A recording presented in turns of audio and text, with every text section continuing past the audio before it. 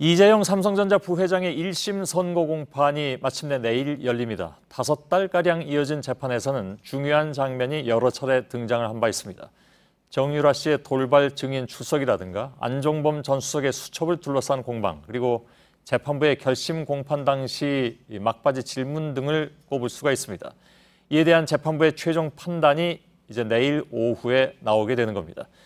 재판을 취재해온 이서준 기자와 선고 쟁점을 잠깐 좀 짚어보도록 하겠습니다. 오늘 이걸 좀 정리함으로써 시청자 여러분께서 내일 재판 결과를 보시는 데 좀 도움이 되지 않을까 싶어서 잠깐 그 순서를 마련했습니다. 이서준 기자, 59명의 증인 신문 가운데 가장 관심이 컸던 것은 역시 이제 정유라 씨의 돌발 출석, 이것이었던 것 같습니다.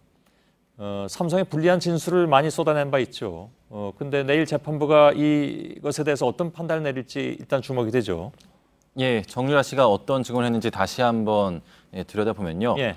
엄마가 이 삼성이 지원해준 말을 네 말처럼 타라고 했다.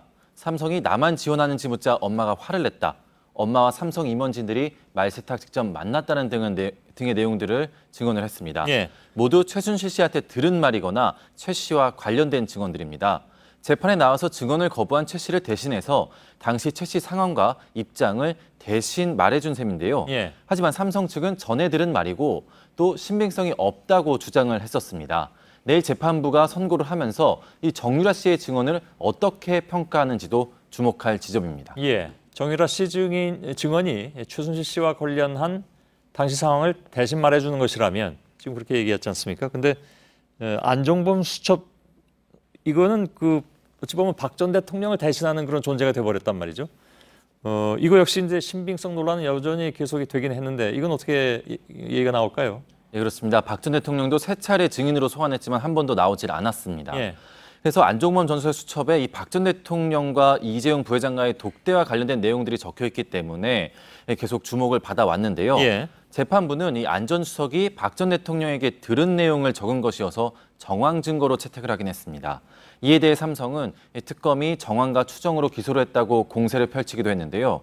하지만 특검은 음성적으로 진행되는 이 뇌물 사건의 특성상 계약서, 동영상, 녹음 파일과 같은 직접 증거는 사실상 나올 수 없다고 반박을 했습니다. 예. 내일 재판부가 이 안종범 수첩을 이 판단의 근거로 삼을지 또 지켜봐야 할 부분입니다. 예. 그리고 이 부회장이 이게 삼성 승계를 대가로 해서 돈을 준 것이 아니다.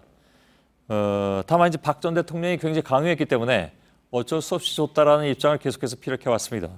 결심 공판에서도 이제 그런 얘기가 나왔는데 이런 입장은 뭐 어떻게 또 반영이 될지 이것도 궁금합니다. 예, 그렇습니다.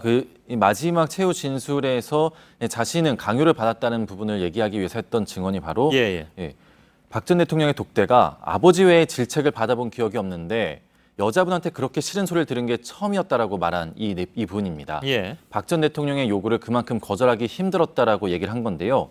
이어서 미래전략실 해체 등은 모두 최지성 실장의 지시였다고도 했습니다.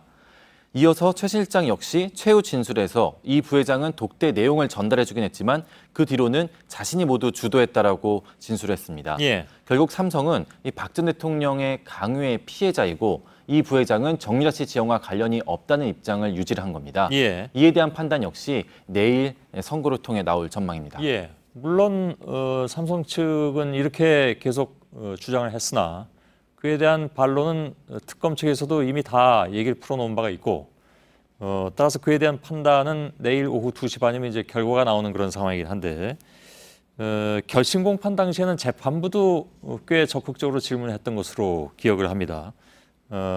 공판을 마무리하는 자리였기 때문에 더 관심이 가기도 했습니다. 어떻게 볼까요? 예, 이재용 재판부는 재판에서 굉장히 적극적으로 질문을 했고 결심 공판에서 특히 질문을 많이 했습니다. 예. 그 당시 질문들을 보면은 최순실 씨가 대통령 뜻을 가장해서 지원을 했다는 거냐, 다시 말해서 호가호일을 했다는 거냐, 또 박 전 대통령에게 밑보이면 어떤 불이익이 있느냐, 또 정유라 씨 지원에 대해서 이재용 씨에게 왜 보고를 하지 않았느냐 등의 질문을 했습니다. 예. 질문 의중을 예단할 수는 없지만 선고 직전 마지막 질문이었던 만큼 결론에 큰 영향을 줬을 것으로 예상은 됩니다. 예. 재판부가 어떤 이유 때문에 이러한 질문들을 했는지도 내일 선고를 보면 알 수 있을 것 같습니다. 예.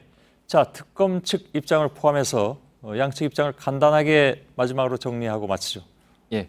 한마디로 해서 특검은 망원경을 통해 사건 전체를 보자는 입장이고 예. 그에 반해 삼성 측은 현미경처럼 사건을 세세히 확인하자는 입장입니다. 예.